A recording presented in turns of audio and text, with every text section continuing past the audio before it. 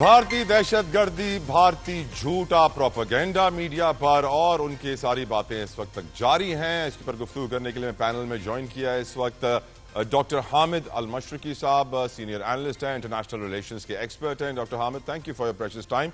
Doctor Hamid, एक तरफ भारत का झूठ कि पाकिस्तान ने हमला कर दिया, दूसरी तरफ भारत के ड्रोन हमले भी जारी हैं और तीसरी तरफ पाकिस्तानी फोर्सेस और पाकिस्तानी हुकूमत का strategic restraint. How do you see this situation? देखिए, जो भारत की तरफ से बयानिया बनाया जा रहा है फॉल्स पाकिस्तान के अटैक का, वो मेरा ख्याल ये है कि उनको ये समझ होनी चाहिए कि पाकिस्तान ने 2019 में भी जो हमने रिटेलिएट किया वो भी पूरी दुनिया ने देखा। पुलवामा 27 फरवरी को जो हमने किया, और अभी भी पाकिस्तान का जो भी रिटेलिएशन होगी वो एलानिया होगी और बड़ी टारगेट स्पेसिफिक होगी। पाकिस्तान इंडिया की तरह नहीं करेगा कि सिविलियंस पे अटैक करे या इस तरह का करे जिसके अंदर बच्चों की शहादतें हों। Pakistan will take a very calculated retaliation. एक तो बात ये होगी। अच्छा, दूसरी बात ये कि ये जो इंडिया के ड्रोन्स आए हैं और इसके अंदर जो DGISPR की प्रेस कॉन्फ्रेंस है, इसमें एक नुकता बड़ा इंपॉर्टेंट है कि कुछ ड्रोन्स का जो डायरेक्शन थी वो ननकाना साहब की तरफ भी थी। यानी कि वो क्या करना चाह रहे हैं, वो जो पाकिस्तान के साथ जो सिखों की इस वक्त सिंपैथी है खालिस्तान के इशू के ऊपर और खालिस्तान के हवाले से कश्मीर के इशू के ऊपर, वो उसको सबूटाज करना चाह रहे हैं। इसीलिए देखा कि कल रात अमृतसर में उन्होंने सायरन बजाए कि जी पाकिस्तान ने हमला कर दिया है। यहाँ तक कहा गया कि गोल्डन टेम्पल पे पाकिस्तान हमला कर देगा और इस तरह की खबरें चलाई गई।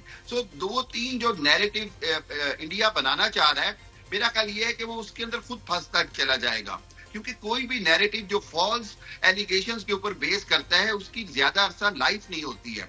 पाकिस्तान पे एडवांटेज क्या है? पाकिस्तान पे एडवांटेज ये है कि पाकिस्तान जानता है कि यूनाइटेड नेशन का आर्टिकल 51 उसको पूरा राइट देता है कि वो अब रिटेलिएट करे, जवाब दे। और पाकिस्तान ने अभी तक जो इंडिया का जो दुश्मन का जरूर हाथ में मिलाया है, वो तो अभी हमने हक दिफा इस्तेमाल करते हुए मिलाया है। अभी हमने जो हमले का जो जवाबी हमला है, अभी हमने वो हक तो यूज ही नहीं किया। अच्छा, एक और चीज मैं आपको बताता चलूं।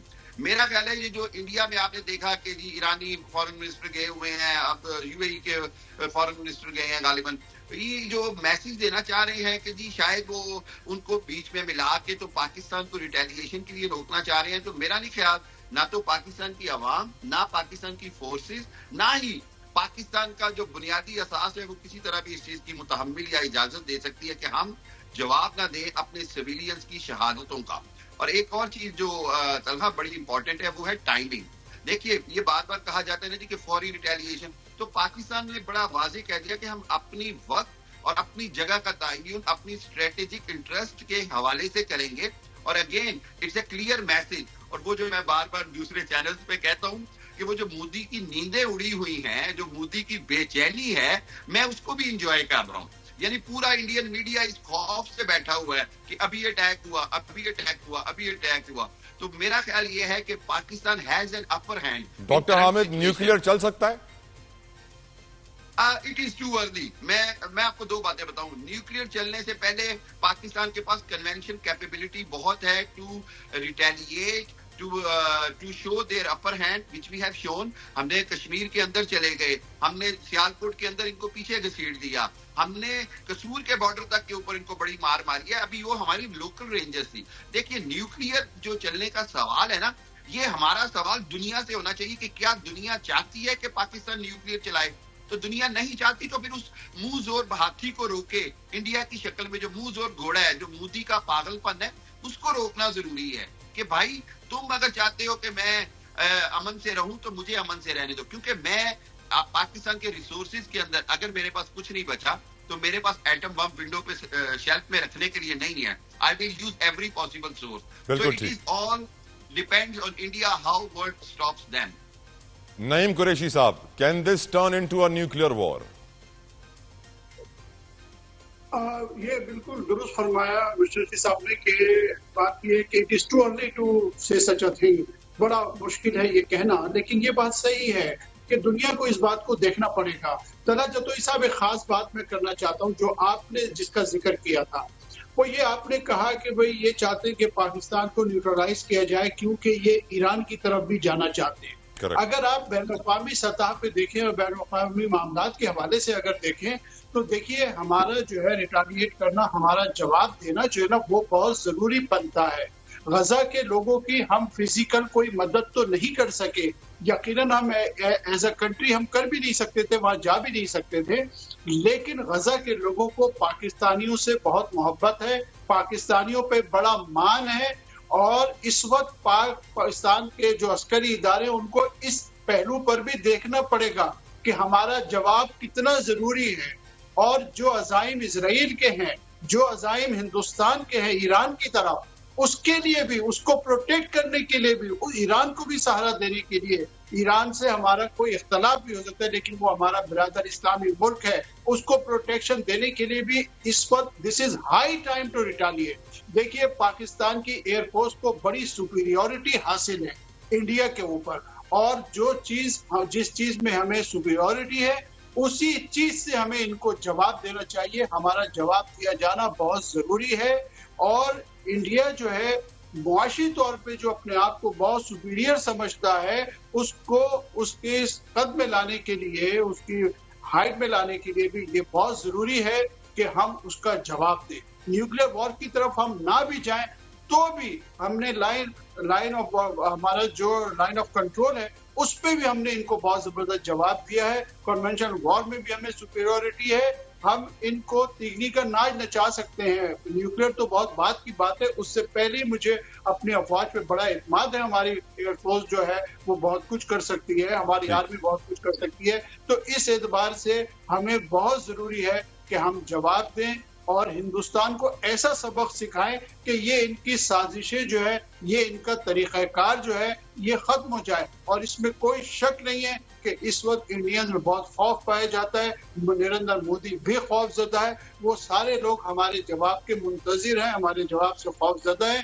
मैं हुकूमत से अपील करता हूँ, इदारों से अपील करता हूँ कि खुदा के लिए फौरी तौर पे अगर आप वाकई चाहते हैं कि कौम मुत्तहिद हो तो फिर हिंदुस्तान को उसकी जालियत का फौरी तौर पे जवाब दें। इंशाल्लाह जरूर जल्दी दिया जाएगा। डॉक्टर हामिद, पाकिस्तानी लोगों का रिएक्शन मुझे बड़ी हैरत होती है। हमने देखा बावलपुर की तरफ जब खबरें आती हैं कि गोले वहां गिरे हैं, अटैक किया इंडिया ने, और फिर बड़ी तादाद में लोग वहां जमा हो जाते हैं। अमृतसर के अंदर और भारत के दूसरे मुल्कों के अंदर ना उन्होंने एक एक्सरसाइज शुरू कर दी है कि रात को अलार्म बजाते हैं, सब अपने घरों की लाइटें ऑफ कर देते हैं।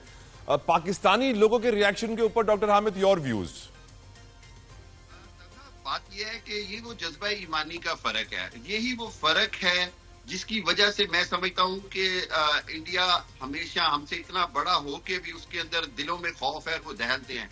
हम पाकिस्तानी बहसीयत कौम, we are tried and tested. देखिए हमने दहशतगर्दी की जंग हम पिछले 25 साल से लड़ रहे हैं, हमसे ज्यादा वॉर हार्डन कोई कौम भी नहीं है। 80,000 कुर्बानियां हमने दी हैं, हमने शहादतें उठाई हैं। सो मेरा ख्याल यह है कि बहसीयत कौम हमारे अंदर दो चीजें, हमारा ईमान है कि अगर कोई जंग मुसल्लत की गई तो दुश्मन को जवाब देंगे, और उसके अंदर बहसीयत शहरी भी हमारा शहादत पर ईमान है, बहसीयत फौजी भी, बहसीयत मुल्क के हर तरह के इदारे के साथ जुड़ने के।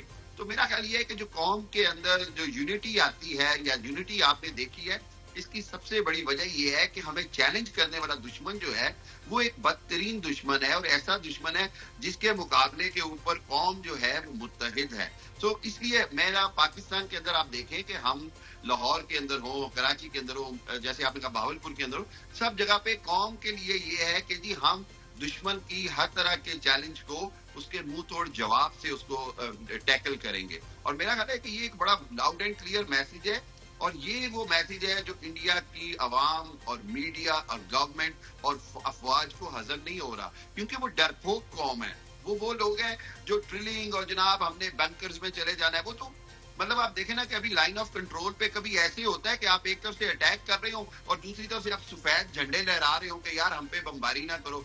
ये तो पाकिस्तान फोर्सेस का बड़ापन और कैरेक्टर है कि उन्होंने सफेद झंडे की लाज रख के कई चेक पोस्टें जो हैं वो कश्मीर में नहीं उड़ाई। और मेरा ख्याल ये है कि आइंदा हम इस तरह का बड़ापन ना दिखाएं। जब डिक्लेयर्ड वॉर है तो वो साहिब निजामी ने कहा कि अगर जंग लाजिम है तो फिर जंग ही सही।